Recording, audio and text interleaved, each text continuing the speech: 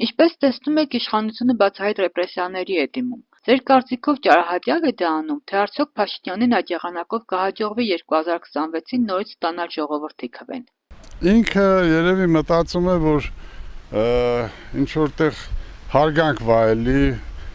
ոնց որ ինքը ասենք պայքարում է կոռուպցիայի դեմ, բայց դե չէ։ Դա բռնում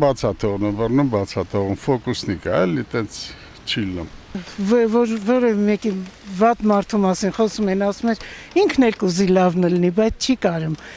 Հիմա այդ հնարավորությունը ինքը այդքան կարող է անել։ Մարդը եթե ռեպրեսիա գնում, ուրեմն խնդիր է լուծում։ Իր խնդիրը իշխանություն պայելն է, ինչպես է բոլոր իշխանությունները ամեն ինչի դիմում են։ Ով է հրաժարվում իշխանությունից։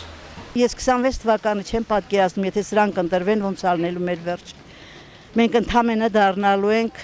ոնց որ Արցախը հանձնեցին, նույնն էլ էս ալնելու։ Հմիսյունիքը կամանց ուզում են վաճառեն, մենք նույն Արցախի ճակատագրին ենք արժանանալու, եթե մնաց այս իշխանությունը։ Երկրի ղեկավարը կամ հեծանիվ է քշում, կամ սիրտիկներ է ուղարկում,